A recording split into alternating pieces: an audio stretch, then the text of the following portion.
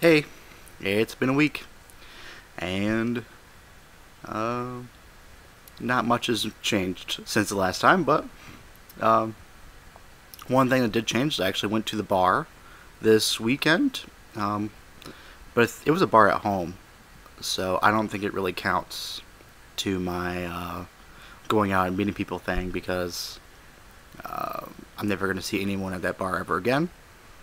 I did get a lot of compliments because I wore my bow tie. Um, yeah, that's about it. I got to hang out with a cool girl that I have a crush on.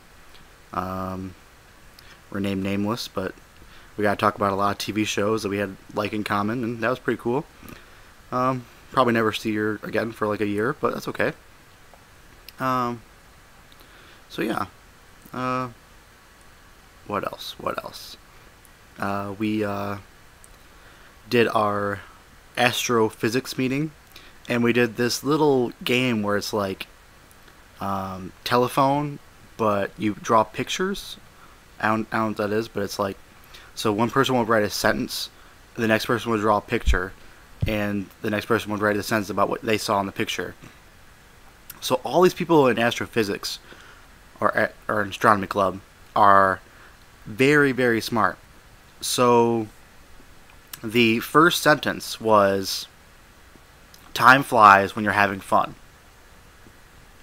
I'm second in line, so I have to draw what I perceive to be time flying when we're having fun. So of course, I draw a monkey dancing at a disco by himself with a disco ball hanging and the time flying. So what do they perceive that as?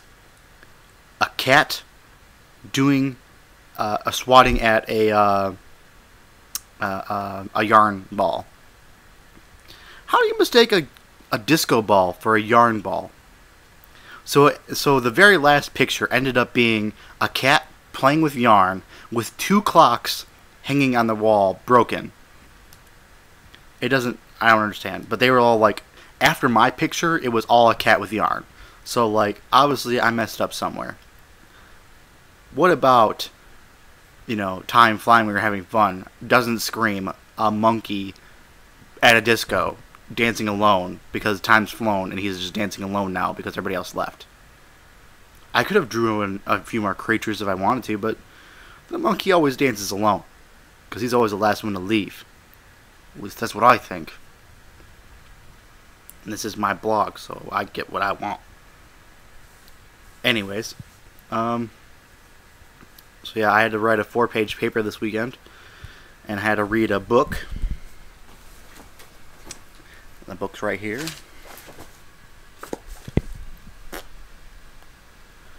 How I Killed Pluto and Why It Had It Coming. The book's pretty good, actually. I read about half of it.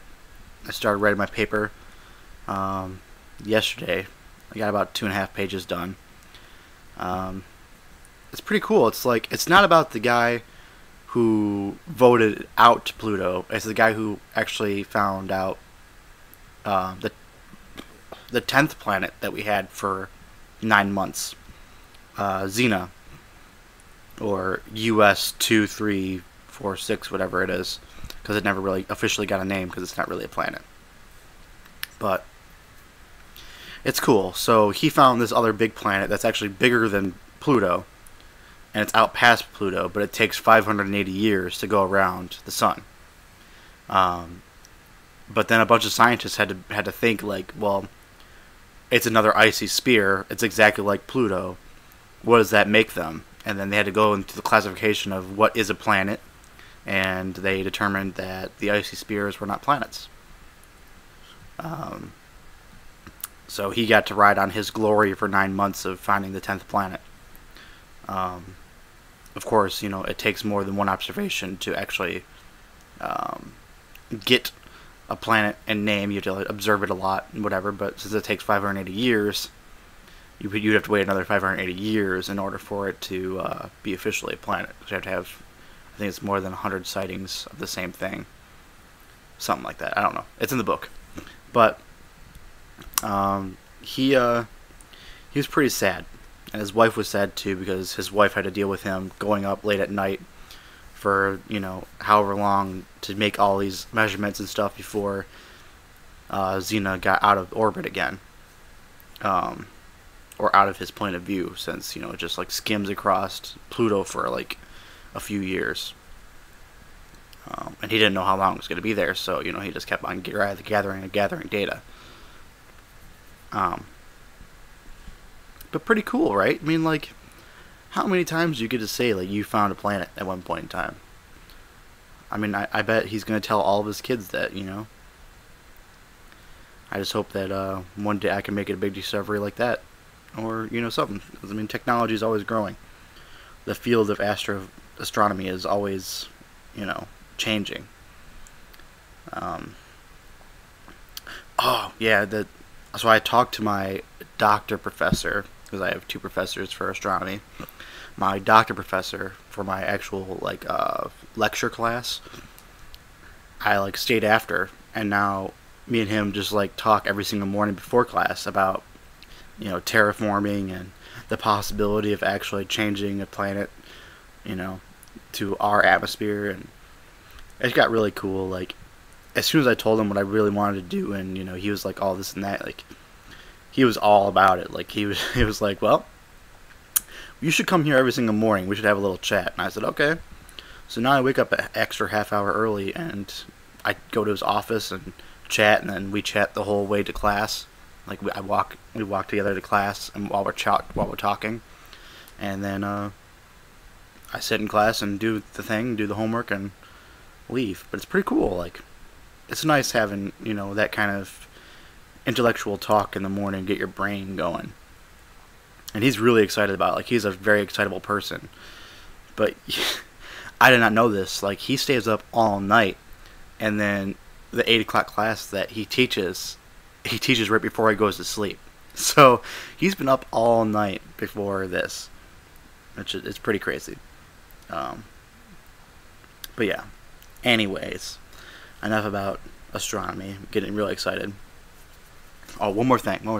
There's this Fish Lake trip on the 18th, 14th through 16th, I think. One of those days.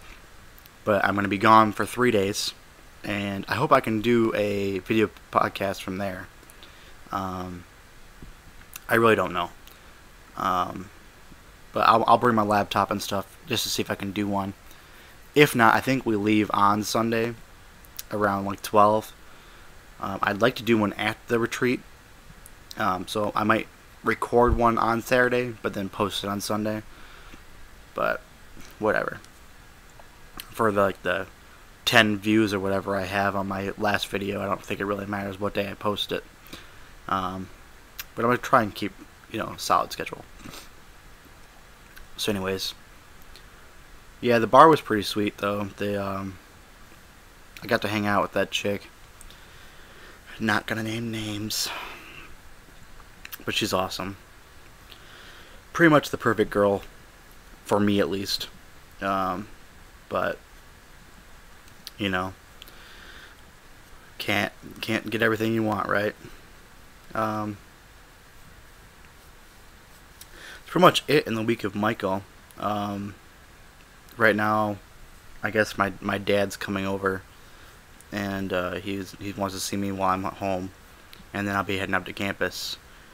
But for the most part, just gonna be doing schoolwork, and hopefully, Grandma doesn't drag me out here again for a while, because this is a big distraction being at home. I had so much stuff to do. I still have so much to do, but I'm not gonna let her know that because I'll feel bad. Yeah. So this is the video. It's been longer than I wanted. I ended up not writing anything, so I'm freeballing again. But yeah, that's it. I will talk to you next time. Later.